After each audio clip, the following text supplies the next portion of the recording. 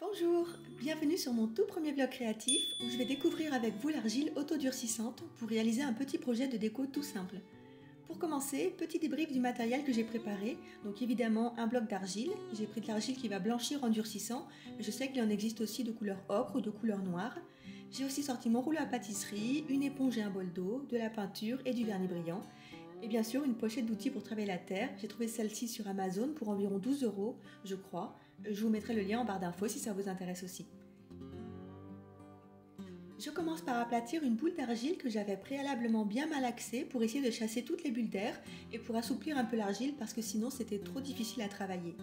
J'essaye de réaliser une plaque d'environ 1 cm d'épaisseur car j'aurai besoin de travailler le relief plus tard en creusant notamment des petites nervures et des trous dans la surface. Ma sœur qui est céramiste m'a appris qu'il valait mieux travailler l'argile sur une plaque en bois parce que le bois permet de mieux absorber l'humidité de la terre au moment du séchage. J'avais pris quelques cours de poterie avec elle l'année dernière, mais je me souviens plus de toutes les étapes et j'espère juste que je ne vais pas faire de trop grosses bêtises. J'ai imprimé une illustration de feuilles de monstera que j'ai trouvée sur internet et que j'ai ensuite découpée. Je vais m'en servir comme patron pour découper ma plaque d'argile. Mais avant ça, je lisse la terre pour effacer les dernières traces du rouleau ainsi que toutes les petites marques qui sont encore visibles sur l'argile.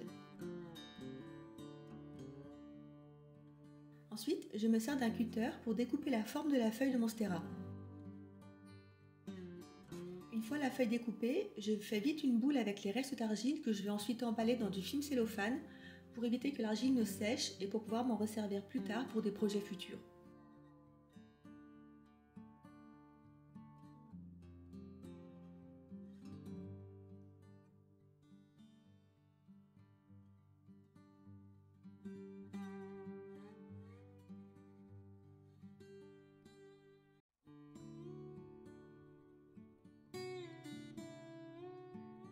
Comme vous voyez, le cutter a ses limites.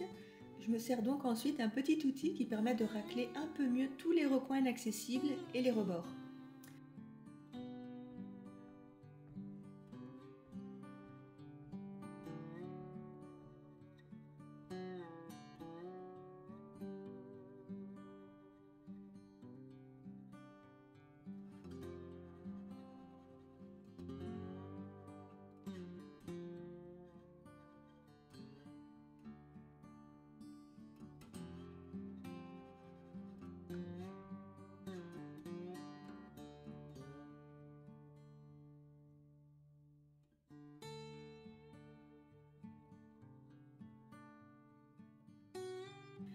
Bon, à ce moment-là, je trouve quand même que le résultat est plutôt moche, mais j'ai confiance, je vais continuer, je pense que je pourrai arranger les choses juste après. Avec l'éponge, je lisse tous les rebords, mais au final, comme la terre commence déjà à sécher sur les extérieurs de la feuille, je préfère continuer directement avec les doigts que je trempe dans un peu d'eau. En vrai, c'est beaucoup plus facile de lisser en rajoutant de l'eau, et j'arrive à éliminer petit à petit toutes les aspérités et toutes les arêtes rugueuses. J'essaye d'obtenir des rebords assez arrondis pour que la feuille ait un aspect final plus doux et plus harmonieux. Mais croyez-moi, cette étape c'est vraiment hyper satisfaisant à faire. On s'en met un peu de partout, c'est clair, mais c'est super agréable au toucher, vraiment.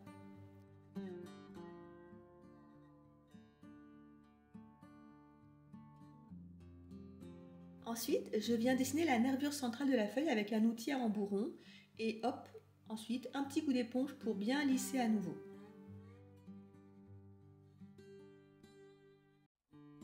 Ensuite, je creuse quelques trous.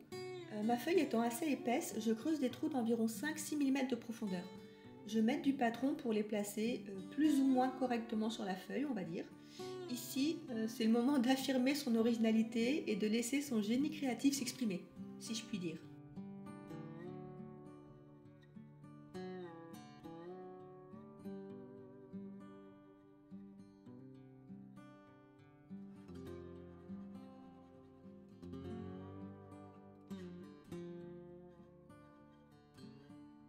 Je lisse encore avec l'outil à bourron. Franchement, ce petit outil, c'est une vraie pépite. Ça lisse l'intérieur des creux à la perfection, là où mes ongles laisseraient normalement des traces, forcément.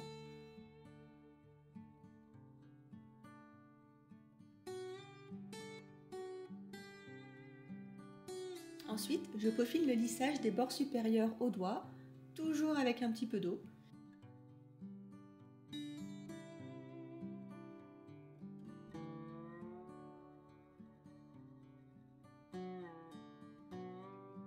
Et ensuite, je termine avec un dernier petit coup d'éponge pour absorber l'excès d'eau qui a coulé un petit peu dans les trous.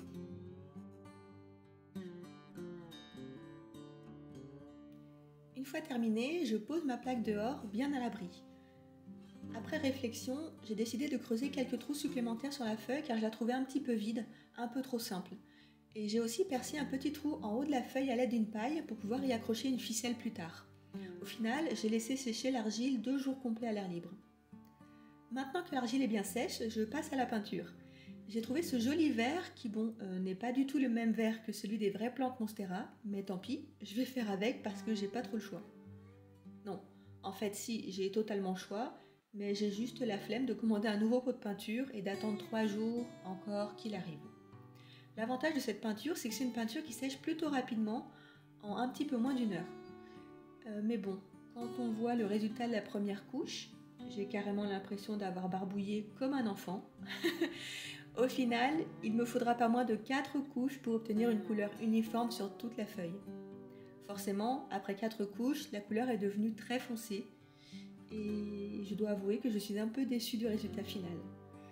Du coup, quitte à avoir une feuille de Monstera très différente de la réalité, je décide de peindre les nervures et les trous dans une couleur tout aussi différente, histoire de personnaliser ma feuille de Monstera encore un peu plus.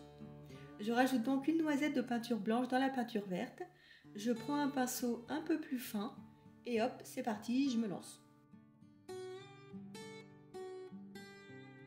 Alors ça se voit peut-être pas, mais à ce moment-là, j'emmène vraiment pas large.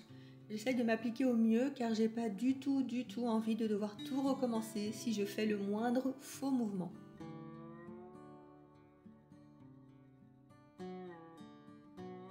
Avec cette couleur aussi, je dois passer plusieurs couches pour obtenir un résultat bien uniforme à la fin. Le lendemain, j'applique une couche de vernis Decopatch pour rendre ma feuille de Monstera bien brillante, bien luisante. D'après ce qui est écrit sur le flacon, c'est un vernis qui devient sec au toucher en 30 minutes et c'est ce qui s'est passé, c'était super.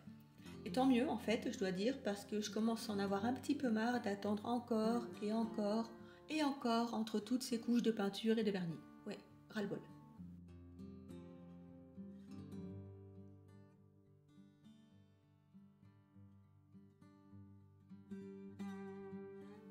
Une fois le vernis sec, je peux enfin accrocher mon petit bout de corde dans le trou et ça y est, ma feuille de Monstera est enfin finie. Au final, la création m'aura pris une journée de plus que ce que j'avais prévu, soit 5 jours au total. Mais bon, je la trouve quand même très jolie pour un premier essai avec de l'argile autodurcissante. Vous en pensez quoi? En tout cas, j'espère que je vous aurai donné envie à vous aussi d'essayer l'argile sans cuisson. Voilà, si ce premier vlog créatif vous a plu, n'hésitez pas à mettre un petit pouce bleu et à vous abonner à la chaîne. Je publie ici une vidéo tous les samedis. Merci d'avoir regardé la vidéo et à très bientôt.